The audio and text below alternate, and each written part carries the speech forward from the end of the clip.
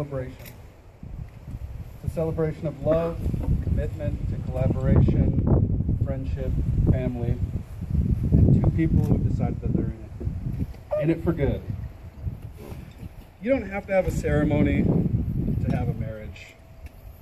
And when you think about it, this whole thing is a little bit strange, right? So why do we do it? In one form or another, the marriage ceremony, or a ceremony of union, has been a part of, an important part of nearly every culture, religion, generation, and society in our history. We have countless important moments in our lives, throughout our lives. But this one, why is this one regarded so critical? We acknowledge its special status by sharing it with others.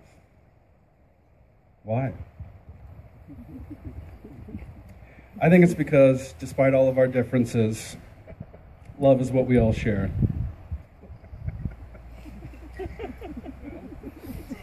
It's our one universal truth. No matter who we are, where we've come from, what we believe, we know this, that love is what we're doing right. All of us are here today to share, all of us who are here today have our own stories of love. Some are short, some are long, and some are yet to be seen. And there are chapters in all of our stories that may be sad, may be disappointing, and others that are exciting and full of adventure. But after all, love remains. Erin and Ben met in 4th grade, way back in the early 90s, right at the beginning. I assume that both were clad in some neon, maybe some crimped hair and hair gel. After that point, they were in and out of each other's lives, different schools, transitioning. Ultimately, they lost touch, as we often did in those pre-cell phone days. Pre-pager, too. Right? Erin told me one story that was pretty cool. At one point, she was given a ring that was really significant, a family gift. And she lost it at school. And Ben came to her one day and said that he had been looking for the ring, but he couldn't find it. You know, of course, as we are at that age, neither of them wanted to admit necessarily that they had feelings for the other. And I imagine Erin was probably kind of like, all right, thanks, man, I don't know who you are, but take it easy. Anyway, after losing touch for several years, sometime in 2007, Erin was browsing MySpace. Yeah, MySpace. And she came across Ben's profile. After 15 years, they made plans to connect. It was St. Patrick's Day. Maybe it was the luck of the holiday, because from that point on, they saw each other every weekend, each trading 170-mile commutes to visit the other. That's something that I cannot say that I've ever done. In 2009, they traded long commutes for cohabitation, purchasing a house together, and now, here they are, after 7, almost 8 years, in the presence of all of us making commitments to each other. So I truly hope that in the midst of all the planning, coordinating, and executing this event, that you both found some pause to look back and smile at the moments that brought you here. Time to look ahead at all the moments to come. And we're all here because we want these moments for you. And we're here to hope with you, to support you, to be proud of you. And sure, love isn't happily ever after all the time. It's the experience of writing your own story together. And it's not even about this moment, but it's about every moment. Like the first time that you say, I love you. Or like moving in together, getting engaged. Between all of these moments, we find the ones that really let us know that this is real. Falling asleep next to each other, making dinner together, getting that hug you really needed after you came home from work. As it is with all of life's most beautiful things, love is only done justice when felt and not described. But for some reason, trying to describe it is one of humanity's favorite pastimes. We use the words that we have to try to write poems and songs to describe what it is. And even though we describe love in different ways, and even though love can look different from one person to the next, We all know it when we see it, and I think I speak for all of us when I say that we see it here. You're here today because you're making a choice. You've both chosen each other. You've chosen to be with someone who enhances you, makes you think, makes you smile, and makes every day better than you could make it on your own. You're about to make promises to each other that you intend to keep, and you're going to vow to take care of each other, to stand up for one another, and to find new reasons to love each other each day.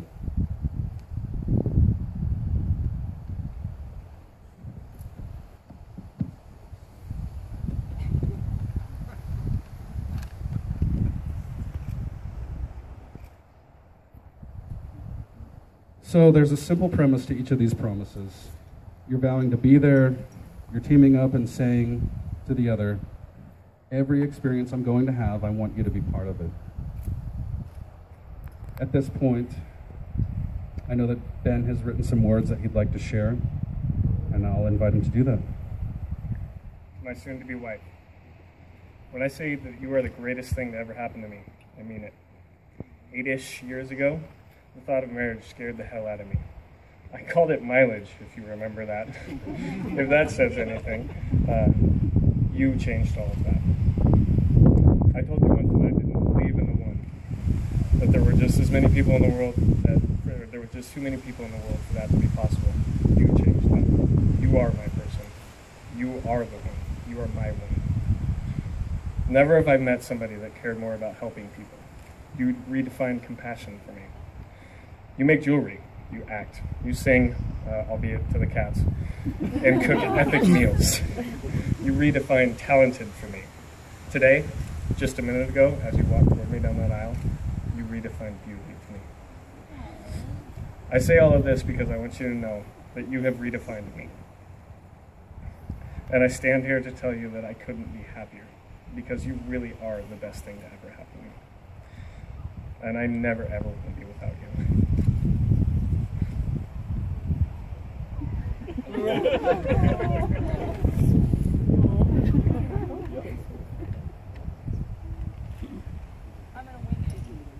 All right, now it's Erin's turn.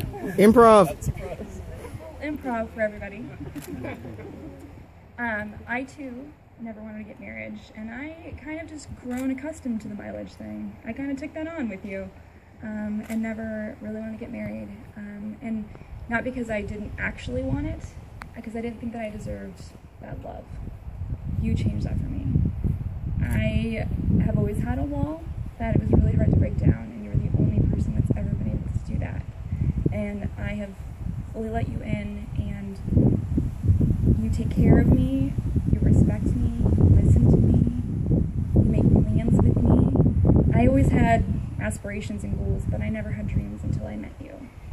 Now I want to get married and have babies and do all the things that people do. That's because of you, and that would not be possible if I hadn't met you. And when we were 8, I didn't really have much to worry about other than like turtle backpacks and crimping my hair and the really cute boy in Mr. Linder's class named Benjamin Gossler.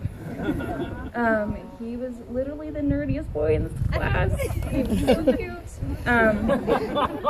And it's amazing that I found you 15 years later. Thank you for responding to my MySpace message, because without that we wouldn't be here today. I can't imagine my life without you. You have completely changed me, and I knew that you were the one the moment I walked into your room and you were naked with a motorcycle helmet, a racing helmet on, a surfer stance. And like from that moment I knew that you could match my weird. I knew that we were perfect. There it is. Sorry everybody. That was like the moment for me. I was like, this is the man I want to marry. That seems like a really random moment for me to know, but I just knew that I loved you. And I knew that you would love me no matter who I was, and I knew that I would love you no matter who you were, and I want to be there by your side through everything. All of your fears, all of the good stuff, the bad stuff, anything. I can't imagine my life without you. Thank you. Wow. That was beautiful.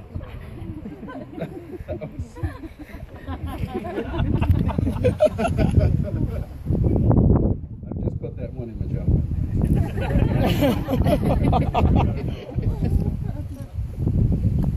So, as much effort and energy as we put toward finding love in our lives and then getting it when we find it, we don't always put the same consistent effort into keeping it. Well, we know that times get hard, some harder than others, and some seem like they'll never resolve or never get better. So Erin and Ben have decided to write letters to each other. These letters will be opened at that moment when things have become so difficult that they're not sure if they're going to be able to go on. Sometimes the challenges get that way. These letters are going to be placed in a box to be read at that moment in time, as well as this bottle of scotch here to be shared, because we know that a bottle of scotch can make things a little bit better. But beyond that,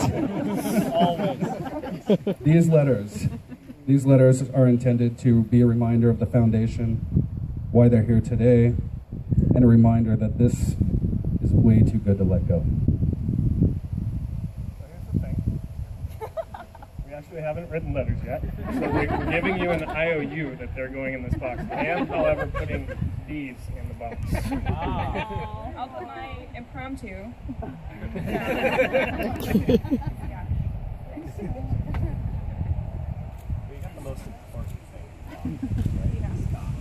And there it is.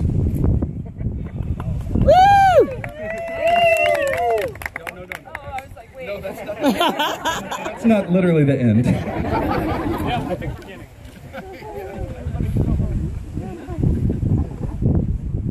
All right. So here we are. Time to ask the big questions. Will you, Ben Gosler, keep Erin as your favorite person, to laugh with her, support her through life's tough moments, be proud of her, grow old with her, and find new reasons to love her every day? Absolutely, with all my heart, I will. And will you, Erin Thomas, keep Ben Gosler as your favorite person, to laugh with him, support him through life's tough moments, be proud of him, grow old with him, and find new moments to love him each day? Yes, every day of my life.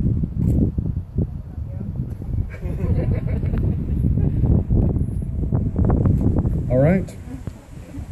There you go. There you have it. They've made promises to each other. You've made promises to each other today that are inscribed forever in your minds and in your hearts. But words can be fleeting, so those who marry often wear rings as a visible, tangible symbol of their commitment and of their emotional and spiritual connection. These rings announce to the world that you've found your partner for life, and that they also celebrate the promises you've made today. I give you this ring as a sign that I choose you. Wear it, think of me, and know that I love you. Wear it and think of me and know that I love you. Erin, now if you'll take Ben's ring and place it on his finger.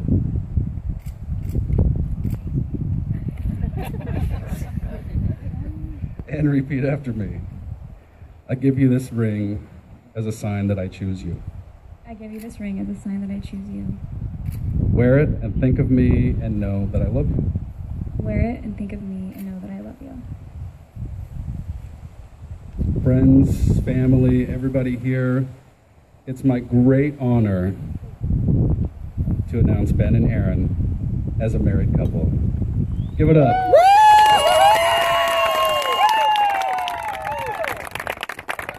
Please kiss the bride.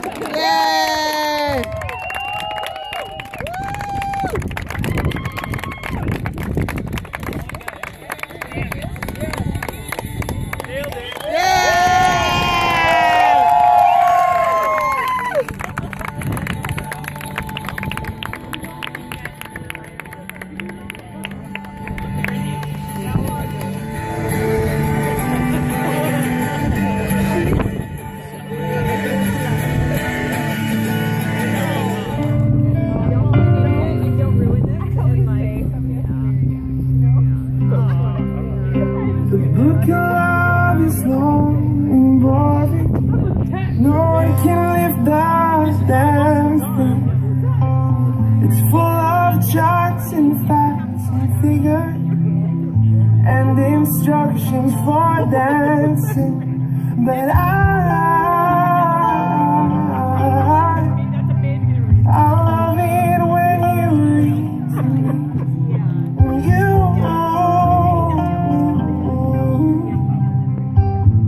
can read me anything. The book of love has music in it. In fact, that's where music comes from. Some of it's just transcendental, some of it's just freedom. But I love it when you sing to me, and you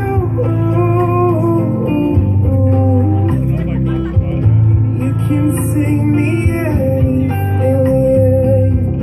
You can sing me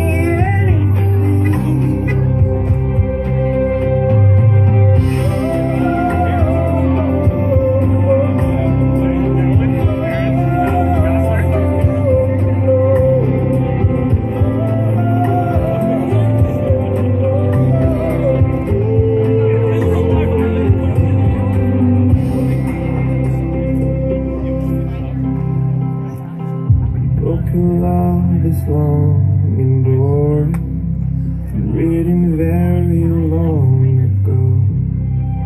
It's full of flowers and heart-shaped boxes and things we're all too young to know. But I